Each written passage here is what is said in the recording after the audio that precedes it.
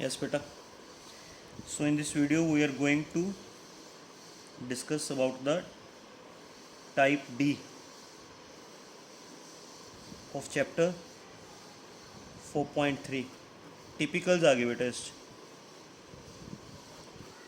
all are related with the transformers. So question number 20th. A 10 kilowatt transformer, एक transformer है, उसकी output वो 10 kilowatt ਦਾ मतलब output power ਉਹ 10 किलोवाट ਦਿੰਦਾ, किलो ਚ ਹੁੰਦੇ ਨੇ 1000 क्योंकि ਉਹਦੀ output power has 20 turns in primary ਦੀਆਂ 20 टर्न्स है एंड 100 टर्न्स इन सेकेंडरी ਦੀਆਂ 100 टर्न्स है। AC वोल्टेज AC सोर्स आप इधर लगाने होंगे बेटा प्राइमरी च AC voltage E1 is equal to 600 sine 314T।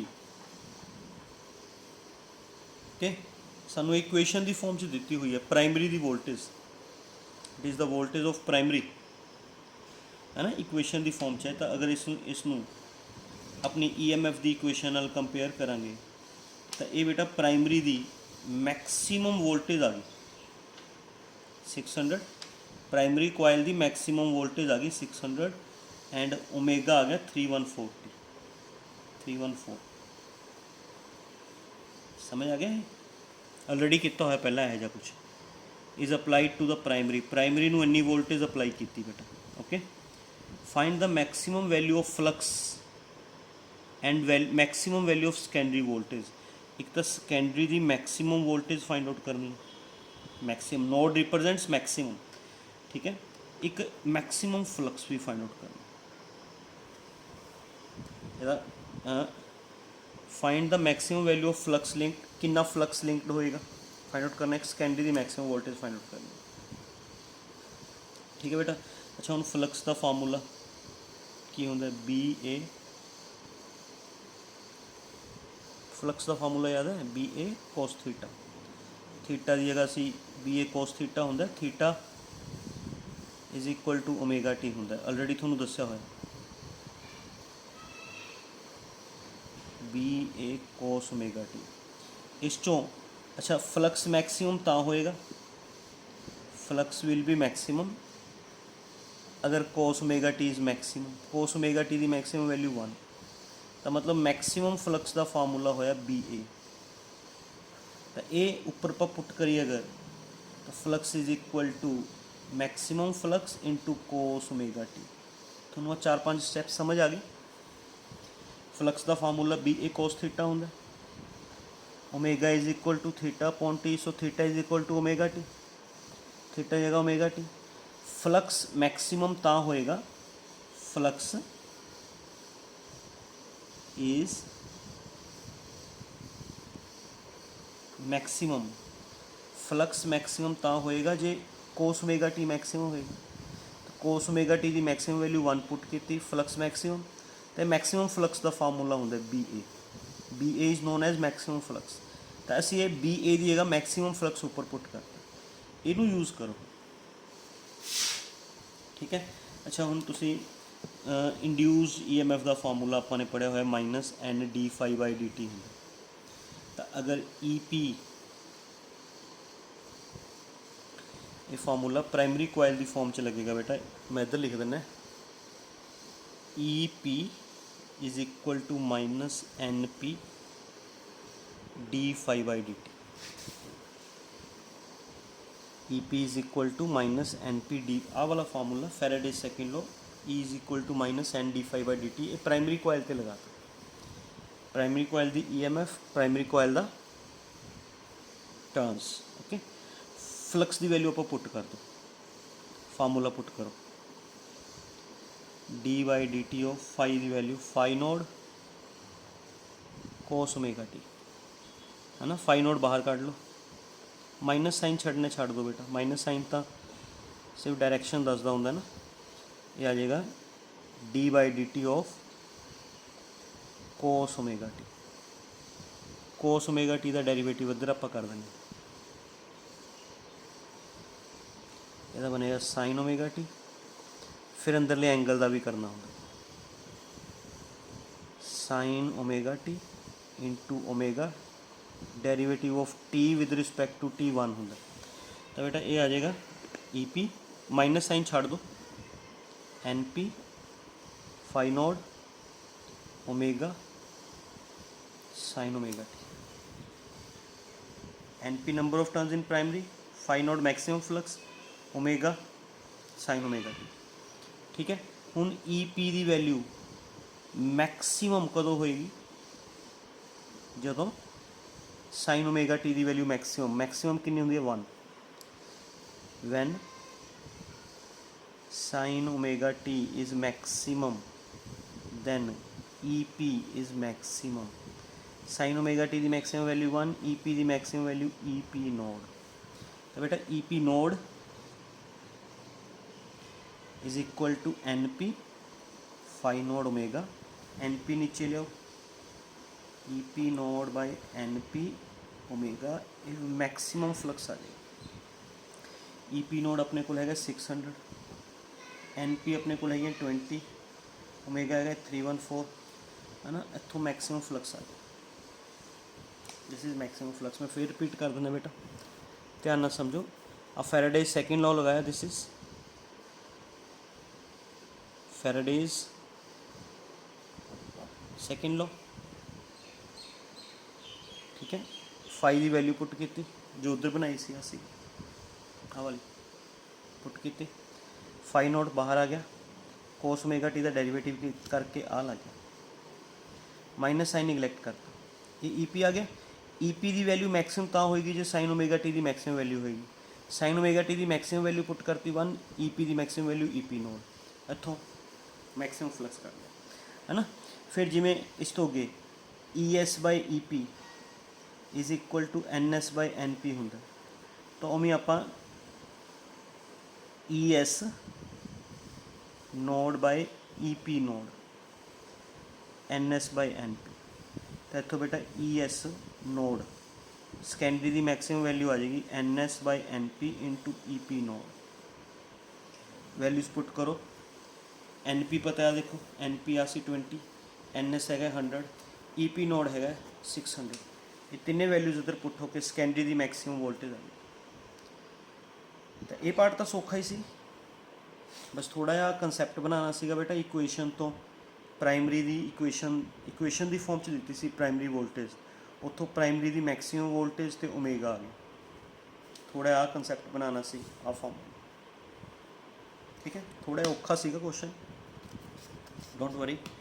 औखे questions किहड़ा छड्डने ने आपां ने, औखे क्वेश्चनस भी तो करने ने बेटा। ठीक है, this is question number 20th। Now we move to question number 21। Okay, 21 question ध्यान है बेटा। An A C source of internal resistance 900 ohm. A C source आप किधर कनैक्टेड करते होंगे, ट्रांसफॉर्मर के इधरली साइड, प्राइमरी वाली साइड ए सी सोर्स। थोनों यदि इंटरनल रजिस्टेंस दी हुई है ए सी सोर्स की 900 is supplied to a load resistor of, load resistor इधर बेटा, लोड रजिस्टर इधर 10 ohm. How should be source match to the load, source तो लोड एक दूजे नाल किवें मैच ने, मतलब N S N P and N S एक दूजे नाल किवें मैच ने वो फाइंड आउट करना है। मतलब you have to find N S by N P की रेशो फाइंड आउट करनी है, सोर्स एंड लोड की मैचिंग मतलब। ठीक है, and what is the ratio of current passing through load and source, load तो सोर्स के करंट की रेशो भी फाइंड आउट करनी। ट्रांसफॉर्मर बारे सानू कुछ नहीं दिता, तो टेक ट्रांसफॉर्मर आइडियल, है ना। चलो पहला आप N S by N P find out कर दें। Okay, N S by N P find out कर दें। N S by N P किमें फाइंड आउट करोगे, देखो दसो, ट्रांसफॉर्मर आइडियल है, हाउ यू सॉल्व इट। लगाओ दिमाग। आइडियल है ना, ट्रांसफॉर्मर आइडियल है। आइडियल है तो input power is equal to output power.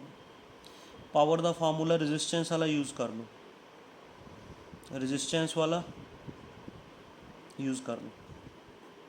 I square आ रहा, I P square input resistance, I S square output resistance, है ना।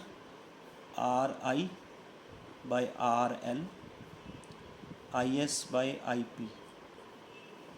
तो इतों बेटा आई S by I P, are I by R L का root.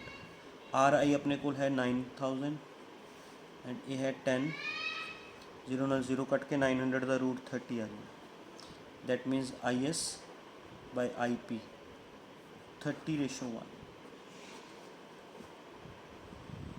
I S by I P is equal to 30:1। हूँ असी find out करना N S by N P, N S by N P.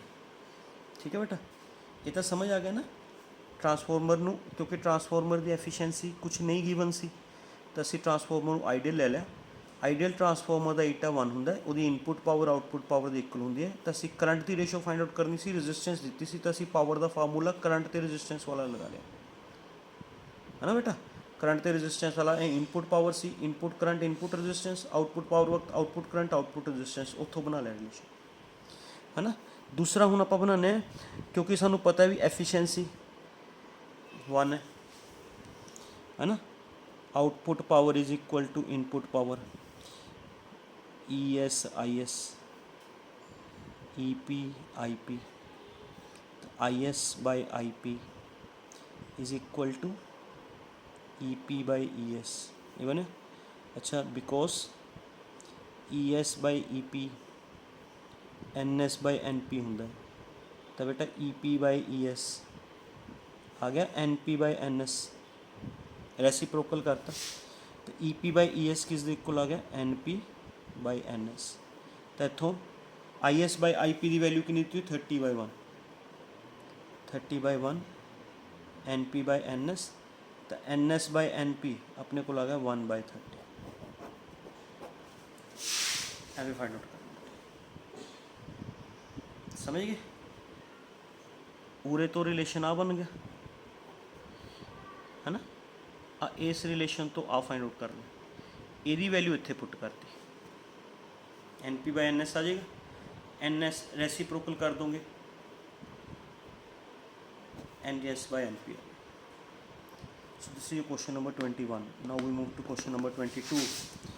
A transformer has an efficiency of 80%.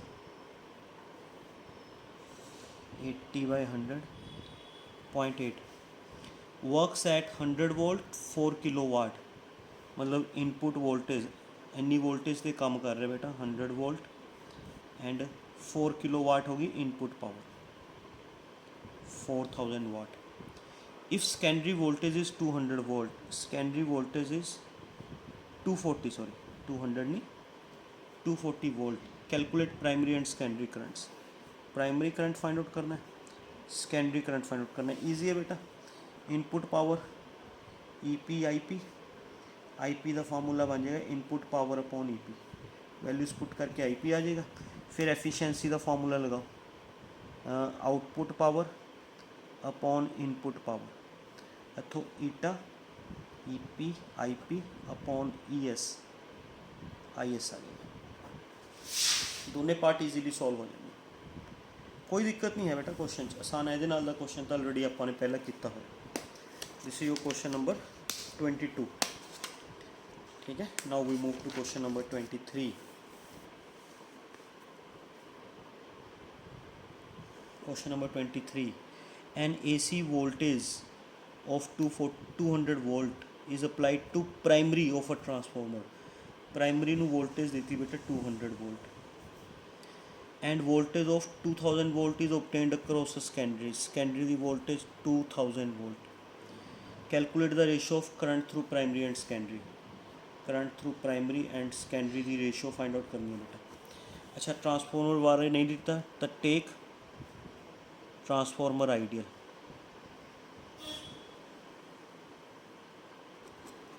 Ideal transformer ले लो, ideal transformer च input power is equal to output power, E P I P is equal to E S I S, I P by I S is equal to E S by E P, E S हैगा 2000, E P हैगा 200, solve करके 10 answer आ जाएगा। जैसे you question number 23। Now we move to final question 24th question पे move कर रहे बेटा आप, है ना।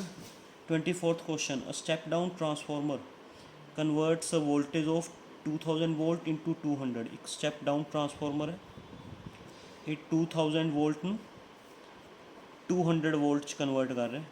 ਇਹਦਾ मतलब ई पी हो गया 2000, ई एस हो गया 200। Number of turns in primary coil 5000, number of turns in primary coil 5000 and efficiency 80%, 80/100 0.8। आउटपुट पावर दी हुई है 8 किलोवाट, किलो का 1000 लगा लें। Calculate input power, okay, and number of turns in secondary, N S find out करना बेटा, एन एस, है ना। तो पहले एफिशिएंसी का फॉर्मूला लगाओ, efficiency is equal to output upon input. इतों बेटा तुसी इनपुट पावर फाइंड आउट कर लो, आउटपुट अपॉन एफिशिएंसी यूज़ करके इनपुट पावर आ जाएगी, बेटा इनपुट पावर इतों। Output power 8000, input efficiency 0.8, solve करके इनपुट पावर आ जाए। क्लियर। अच्छा हम उस तो बाद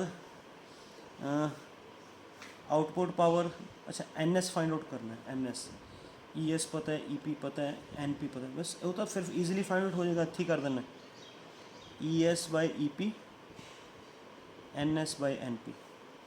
ई एस पता है 200, ई पी पता 2000, एन पी पता है 5000, है ना। एन एस निकलेगा, पूरा एन एस फाइंड आउट हो जाएगा। समझ आ गया बेटा, कोई कन्फ्यूज़न? Clear, okay. ये सीगे न्यूमेरिकल्स बेटा, इस दिन अपना 4th यूनिट कंप्लीट होना। Thank you very much.